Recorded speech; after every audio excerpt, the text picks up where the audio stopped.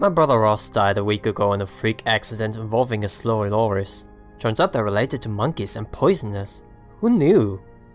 I never knew Ross was into slow lorises anyway. The doctor said there was a rash of slow loris attacks recently, which is strange because they're kinda like sloths otherwise. Anyway, Ross died, and the whole family gathered for the funeral. Everyone was sad, you know, like they're supposed to be. Ross was never the family favorite, always a bit weird, but whatever, family's family. And he was young. His casket was open. The funeral home really did a great job at cleaning Ross up. Can't believe he's really gone. A slow loris is even native to Boston. So yeah, everyone was kinda in shock, but things picked up for the eulogy though. I remember it clearly. Ross, he was a sorry sack in time. Life was all the pressure of reform in a purse. Think for a moment about the victuals he led and powerful tacky skin he scored. Was this a man of rage? Of rising by the aliquot? No.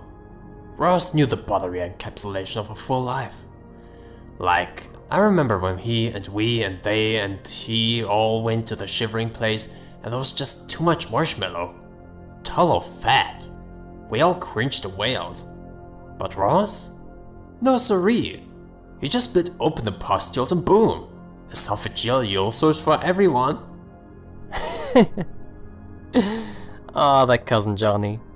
Always such a riot. By the end of that, we were all in stitches. After a speech like that, I could barely keep a straight face as I walked up to the casket, took the knife, slashed my wrist, and bled for Ross. When I was done, I passed the knife on to Aunt Bridget and looked back at Ross one last time. That's when I noticed something weird. His gut was beginning to expand. I stuck around to watch as this bulge in Ross's belly started busting through his tucks, all purplish and pulsating. In the middle of Uncle Ert's turn to bleed, that growth ruptured, spraying Earl and me and Father O'Reilly and Johnny in a real pale concoction that was like half blood, half pus. Did you know that the spleen's the home of up to half of all the lymphocytes in the body? I didn't. Still don't.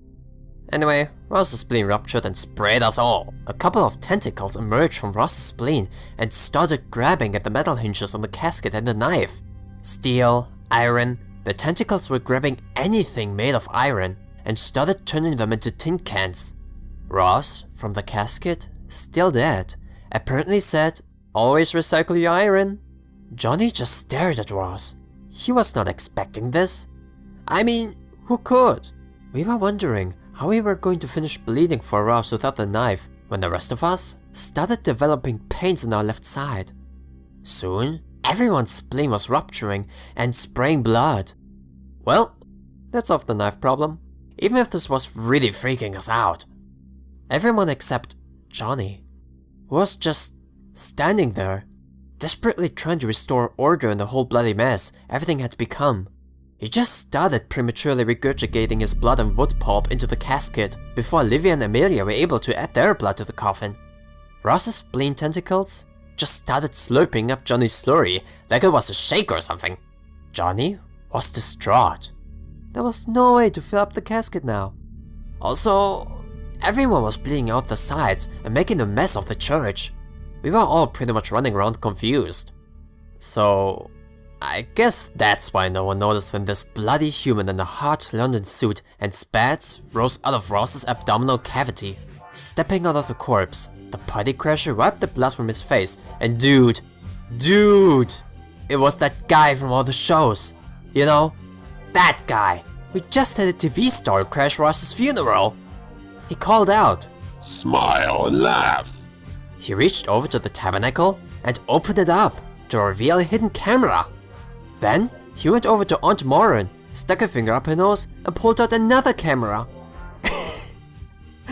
Oh my god, we were on a prank show this time. That's what was going on. We all started laughing. This was way over the top, and you know Ross would have wanted it this way. Well, Cousin Johnny wasn't laughing. He was just perplexed. He always did have a weird sense of humor, Johnny. He just emitted a loud chittering and left the stage. The announcer closed with, "Spleens, storing blood, recycling nutrients, producing lymphocytes, and making laughs. They were associated with melancholy in the past, but they provide nothing but mirth and merriment now. Is there anything that this often neglected organ can't do for us? We hope you enjoyed a good deep belly laugh and had a chance to vent your spleen. Vent your laugh. Come laugh with us. And remember, laugh is fun! I had forgotten how fun funerals are. We should have them more often.